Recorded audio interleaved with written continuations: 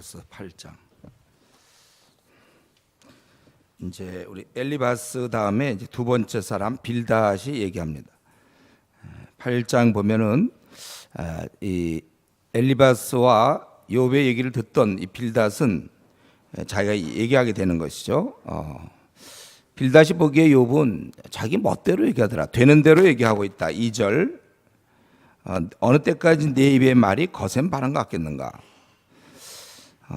그가 생각할 때 욥은 하나님의 그 심판을 신뢰하지 않는 것 같아요.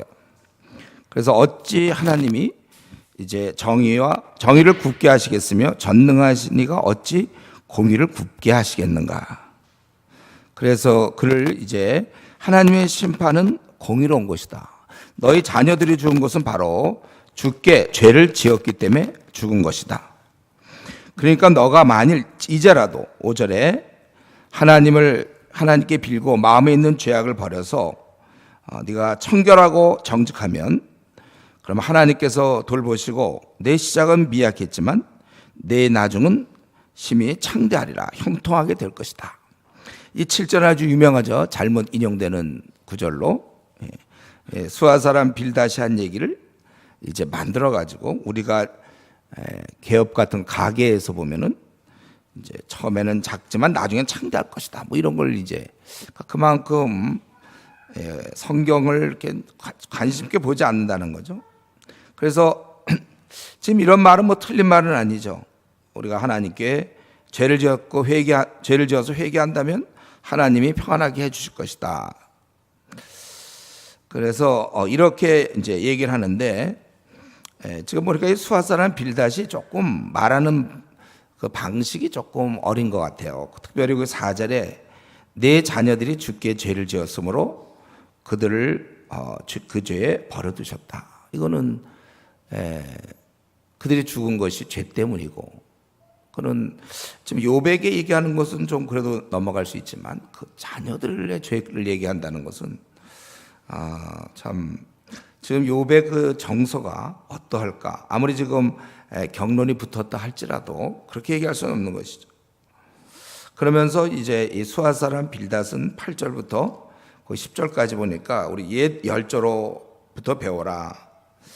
우리는 9절에 있는 것처럼 잠시 살다가 죽는다. 그리고 우리는 아는 거 별로 없어. 무지해. 그렇기 때문에 10절에 그들이 우리를 가르쳐 주는 것이다. 11절부터 거의 끝까지 19절까지는 이렇게 얘기하고 있죠. 하나님을 잊어버리는 자는 형통하지 못하다. 하나님을 잊어버린 자. 그래서 거기 왕골, 우리가 아는 대로 그 파피루스, 그것이 진펄이란 것은 질퍽한 들을 얘기하는 거예요.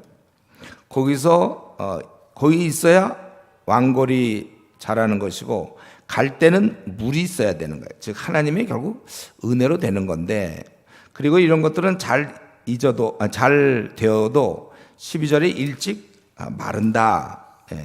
그렇기 때문에 하나님을 잊어버리는 자의 길은 이와 비슷하다는 거야. 저속한 자의 희망은 다 무너지고, 그들이 의지해봤자 거미줄을 의지하는 거나 마찬가지다. 또 집을 의지할지라도 서 있지 못하고 보존되지 못하고, 식물이 햇볕에 잘 뻗어나가고 푸르러도 돌들 가운데서 뿌리가 좀 내린다 할지라도 뽑히고, 18절에 또 그러면 마치 다른 것이 또 모른 채 하고 또 다른 것이 이제 그의 다른 흙에서 나리라 이렇게 돼 있어요. 그러니까 하나님에 대해서 하나님을 잊어버리는 자들은 형통하지 못한다는 것이고, 반대로 순전한 자는 하나님께서 20절 버리지 않고 또 웃음과 즐거움을 주시나니 22절 악인은 없어진다. 그러니까 지금 빌닷이 한 얘기들은 굉장히 좋은 얘기죠. 또 이것은 사실이에요. 하나님을 의지하지 않는 자는 망한다는 거예요. 그런데 문제가 있다면 역은 성립하지 않는다는 거예요. 역. 지금 욥이 망했기 때문에 사악한 자다. 이건 아니죠. 그러니까 빌닷은 현상만 보고 얘기한 거예요. 이것은 하나님 앞에 이제 네가 죄를 져서 이렇게 된 것이다. 이런 상황에서 욥은 9장에 답변하죠. 지금 사실 욥은 뭐라고 대답할까요? 자기의 자식이 죽은 것은 죄 때문에 죽은 것이며 회개하면 길이 열린다. 이런 말을 들었을 때 욥은 과연 어떻게 답변했을까? 먼저 욥은 2절 3절에 보면 맞다. 하나님 앞에 어떻게 인생이 의로울 수 있겠느냐? 그분은 지혜로우시고 4절에 강하시고 누가 감히 그를 거역하고 형통하랴. 그분이야말로 정말 크신 분이다. 10절에 5절부터 10절까지 보면 그가 진노하심으로 산을 무너뜨리며 옮길 자라도 산이 깨닫지 못하며 그가 땅을 그 자리에 움직이시니 그 기둥들이 흔들리다. 그가 해를 명령하여 뜨지 못하게 하시며 별들을 가두시도다. 그가 홀로 하늘을 펴시며 바다 물결을 밟으시며 북두성과 삼성과 미호성과 남방의 밀실을 만드셨으며 측량할 수 없는 큰 일을 셀 수 없는 기이한 일을 행하시느니라. 그분은 참으로 위대한 일을 행하시는데 그러나 우리는 그분의 출입을 알 수 없다. 그리고 하나님 만약에 진노하신다면 12절 그건 누가 진노하시는 것에 대해서 누가 그런 것에 대해서 의문을 품고 얘기할 수 있겠느냐. 13절에 하나님이 진노를 돌이키지 아니하시니 라합을 돕는 자들이 그 밑에 굴복하겠거든. 라합을 돕는 자라는 것은 어떤 라합은 신화적 바다의 괴물인데 그들을 돕는 자들도 안 되는데 내가 어찌 감히 변론할 수 있겠느냐. 그러니까 지금 무슨 얘기냐면 그 앞에서 아무도 그 앞에서 의롭다 할 수 없고 감히 대항할 수 없다. 내가 왜 하겠느냐. 이렇게 욥이 답변한 것은 빌닷이 네가 지금 하나님을 대항하고 있다. 그래서 너 그 5절에 있는 것처럼 하나님께 네가 하나님을 찾으며 전능하신 이에게 간구하고 이렇게 얘기하고 있기 때문에 자기도 지금 하나님을 자기도 크심을 내가 알고 있고 내가 어떻게 하나님의 그런 것을 내가 대항하겠느냐. 그래서 자기가 이제 15절에 보면 혹 내가 의로워도 나는 간구할 거다. 내가 지금 간구하지 않는다고 그러는데 그게 아니다. 나는 간구할 것이다. 너는 지금 죄인이니까 너 간구해라. 빌닷이 얘기했을 때 아니요, 나는 죄인이 아니지만 의인이라 할지라도 나는 마땅히 간구하는 것이며 그렇다고 해서 내가 워낙 부족하니까 하나님이 응답할 때라도 내가 내 음성을 들은 거라 나는 생각하지 않는다. 자신이 지금 이렇게 대항은 하지 않지만 자기가 대항하지 않지만 자기가 자기는 거역하는 자가 아니라는 것이죠. 자기는 17절 이게 이제 아주 욥이 깊은 마음에 갖고 있는 거예요. 까닭 없이 나는 고난을 받고 있다. 그리고 이 고난 아주 힘든 거예요. 나를 숨쉬지 못하게 하시며 괴로움을 내게 채우시는구나. 힘으로 말하면 그가 강하시고 심판으로 말하면 누가 그를 소환하겠느냐. 그래서 내가 고난을 받긴 받는데 나는 의인이에요. 근데 의인이라도 할 얘기는 없다는 거예요. 온전할지라도 나를 정죄할. 나는 그 앞에서 절대 뭐라고 얘기할 수 없다는 것입니다. 그래서 나는 분명히 무죄한 자예요. 21절. 나는 온전해요. 그러나 나는 죽고 싶다. 내 생명을 천히 나는 지금 죽고 싶은 것이다. 일이 다 같은 것이라 그러므로 나는 말하기를 하나님이 온전한 자나 악한 자나 멸망시킨다는 이 부분이 이제 그 친구들과 다른 부분이죠. 친구들은 온전한 자는 괜찮다고 생각하고 욥은 온전해도 멸망당할 수 있다 이렇게 본 거예요. 갑자기 재난에 닥쳐 죽을지라도 무죄한 자의 절망도 그가 비우시리다. 다 이제 고난을 주신다는 것이죠. 선한 자나 악한 자나. 또 세상이 악인에 의해 움직여도 이를 허락하시는 분은 하나님이시다. 그러니까 좀 정리해 본다면 너희는 지금 악인이 고난 받는다고 하지만 하나님은 선인에게도 고난을 주신다 그거예요. 이유를 모르지만 이 땅의 많은 모순도 결국 하나님이 허락하신 것이다. 그래서 자기는 25절부터 쭉 보니까 내 생은 굉장히 빨리 지나간다는 거예요. 자기 생은 금방 빠른 배 같고 먹에 날아내리는 독수리 같은 빨리 지나가요. 그래서 자기는 좀 이렇게 즐겁게 지낼 마음이 있어요. 어차피 생이 짧다는 걸 알기 때문에. 사실 저 여러분도 이렇게 사는 날 즐겁게 살아야 되는데 생이 이렇게 길지 않아요. 그런데 그분께서 28절, 29절 그분께서 나를 지금 정죄하고 있다는 것입니다. 내가 안 돼요.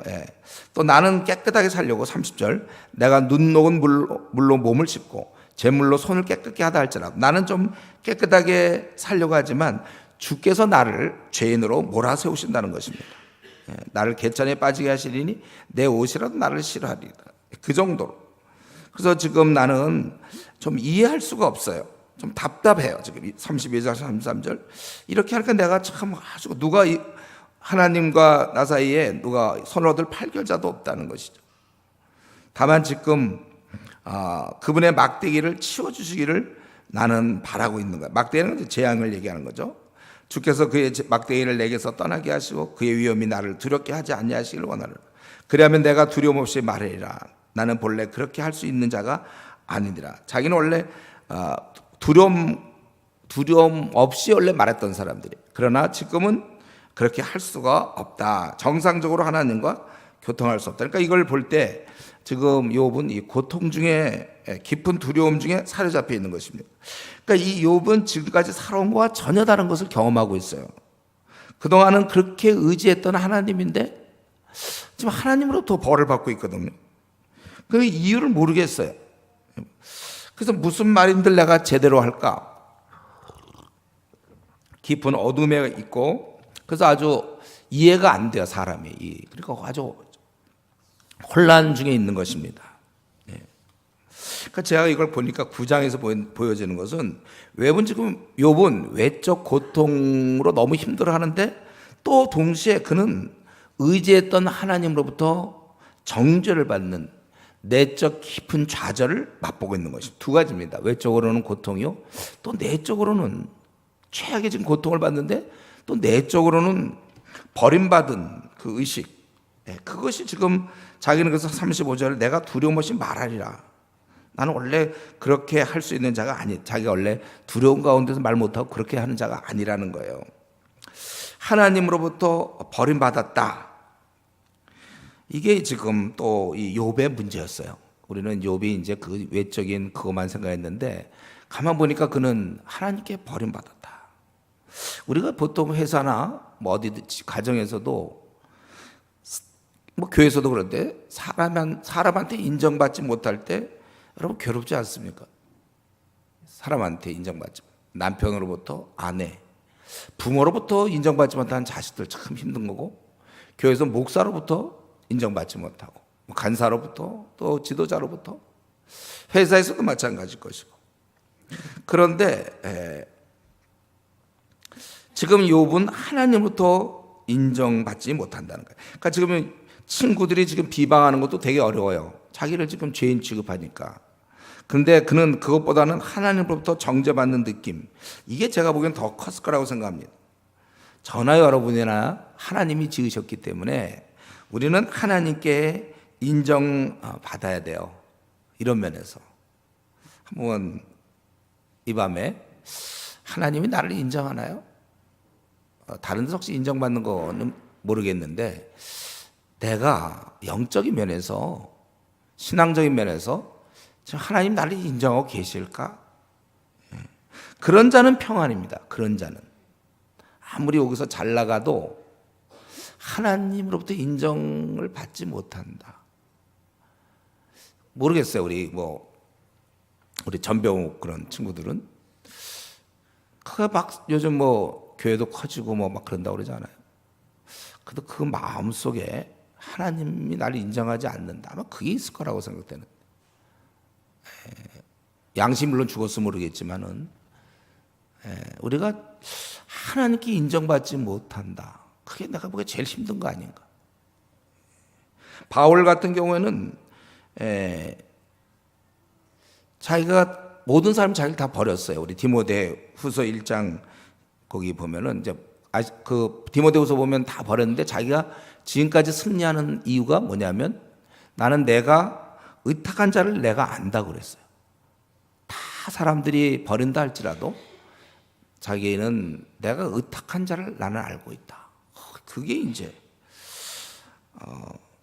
이게 바로 승리의 비결이고 저 여러분이 끝까지 평안 가운데 담대하게 살 수 있는 이유는 하나님이 나를 인정하신다. 그래서 여러분 그 미지근한 친구들이 잘 노는 것 같고 교회 생활도 하고 세상적으로 재밌게 노는 것 같지만 그러나 그의 깊은 부분에선 하나님으로부터 인정받지 못하는 걸 본인이 알고 있어요. 이게 해결돼야 진짜 평안이 생기는 거예요. 아무리 뭐 다르게 해봐야 소용없습니다. 스스로 속이고 있죠. 그러나 하나님이 나를 인정해 주신다. 여기에 힘이 있는 거예요. 우리가 지금 근데 욥에게 있어서는 그 부분이 지금 이제 문제가 두려워진 거죠. 하나님이 어떻게 된 건가? 혼돈 중에 있어요. 그래서 자기는 정말 10장에 들어서면은 나는 내 영혼이 살기에 곤비하니 내 불평을 토하고 자기 그 상황을 얘기하는 거예요. 내 마음이 괴로운 대로 말하라. 내가 하나님께 아뢰리니 나를 정죄하지 마시옵고 무슨 까닭으로 나와 더불어 변론하신지 내게 알려 주옵소서. 이건 정말 온 목숨을 걸고 지금 이거 진짜 알고 싶은 거예요. 무슨 까닭으로 지금 나를 갖다가 왜 이렇게 하시는지, 어떻게 한순간에 재산을 다 잃게 하시고, 어떻게 그 사랑하는 아들, 딸을 다 죽게 하시고, 내 몸에 온통 종기를 주셔서 기와장으로 긁도록 하시고, 왜 이러시는지 정말 알고 싶다는 거예요. 그러면서 왜 주님께서 3절부터 쭉 보니까 7절까지 왜 지금 나를 살피시고 조사하고 찾으십니까? 내가 지금 악하지 않은 것을 우리 주님께서는 다 7절에 보면 주께서 내가 악하지 않은 걸 다 알고 있지 않습니까? 주의 손에서 나를 벗어나게 할 자도 없습니다. 8절부터 13절까지는 그거죠. 기껏 나를 만들어 놓고 다시 파하십니까? 그거예요. 주께서 8절에 주의 손으로 나를 빚으셨으며 만드시니 이제 나를 멸하시나이까? 기억하옵소서. 주께서 내 몸을 지으시기를 흙을 뭉치듯 하셨거늘 흙을 뭉쳐갖고 나를 만들었는데 다시 티끌로 돌려보내려고 하시나이까? 주께서 나를 적과 같이 쏟으시며 엉긴 저처럼 엉기게 하지 아니하셨나이까? 나를 이렇게 다 이렇게 하셔놓고는, 그리고 피부와 살을 내게 입히시며 뼈와 힘줄로 나를 엮으시고 생명과 은혜를 내게 주시고 나를 보살핌으로 내 영을 지키셨나이다. 그러한데 주께서 이것들을 마음에 품었다는 건 이제 멸하실 계획을, 이 뜻이 주께 있는 줄 내가 아는, 주님이 나를 갖다가 지금 멸하실 계획을 갖고 있지 않느냐. 참 이해가 안 되는 거야. 왜 주님이 나를 기껏 져놓고는 왜 나를 갖다가 다시 파하시려고 하는지. 주께서 나를 너무 심하게 치셔요. 내가 범죄하면 그러면 주께서 나를 죄인으로 인정하시고 내 죄악을 사하지 아니하시리라. 분명히 알고 있어요. 내가 악하면 화가 있을 것이다.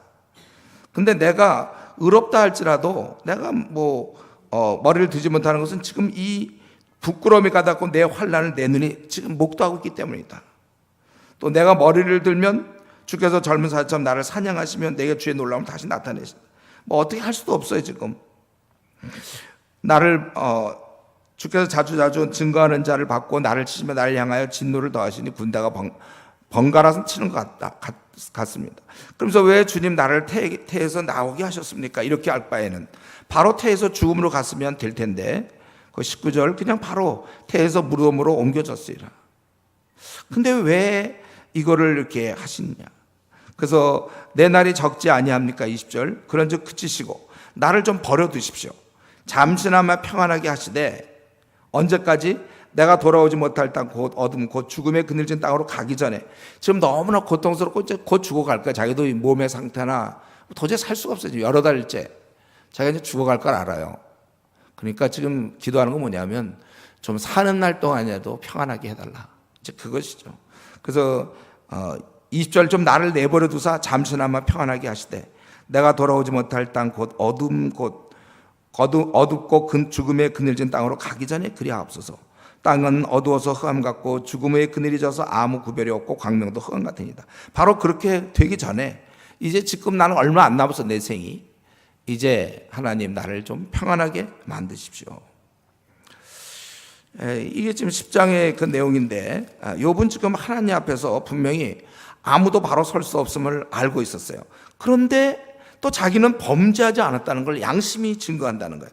그러니까 답답하죠. 잘못을 했으면 이 죄 때문에라 하고 참 편해요. 지금 수아사람 빌다시 하는 얘기처럼 빌고 나가면 되는데 문제는 그렇지 않다는 거예요. 그러니까 생각되는 게 점점 죽어가고 있어요. 그러면 왜 하나님은 기껏 나를 만드셔서 이렇게 벌하시는가?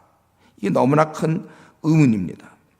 친구들은 죄 때문이라고 얘기할 때 절대로 욥은 자기의 죄 때문이 아니라고 얘기하고 있습니다. 우리는 이걸 좀 어렴풋이 알고 있죠. 제가 첫날, 둘째 날 다 얘기했어요. 욥을 통하여 우리는 어떻습니까? 이 욥이라는 인물은 어쩌면은 주님과 비슷하게 주님을 통해 우리가 구원을, 한 사람의 죽음으로 오고 오는 모든 사람이 구원을 받듯이 욥 한 사람의 희생, 이 말할 수 없는, 이해할 수 없는 일을 당함으로 말미암아 우리는 하나님을 어디까지 신뢰할 수 있는지, 우리가 어느 한계까지 갈 수 있는지를 보여주고, 이 욥을 통하여 오고 오는 세대에 고통받는 수많은 사람들이 우리가 위로를 얻는 것입니다. 그래서 까닭없는 고난, 이런 이해가 안 되는 고난도 우리도 있겠구나, 이런 걸 우리가 생각할 수 있어요. 또 의인인 욥도 고난받았다면 나야 고난받는 게 당연하지 않겠느냐. 우리가 알아야 될 것은 이해할 수 없는 고난, 자꾸 고난을 물어보지 마시고 이해할 수 없는 고난. 그런데 우리 여기서 욥이 이제 마지막에 그 상황에서 어떻게 했냐면, 심한 번민과 고통, 죽기 전에 그런 고통 가운데 이제 죽어가면서도 잠시라도 평안을 구하고 있어요. 그렇죠? 20절에 내 날은 적지 아니하니까 그런즉 그치시고 나를 버려두사 잠시나마 평안하게 해달라, 이렇게. 이제 가보니까 죽는 건 이미 정해진 거예요. 하나님 왜 나를 죽이십니까? 막 그렇게 따지진 않아요. 자기 이제 죽어가요.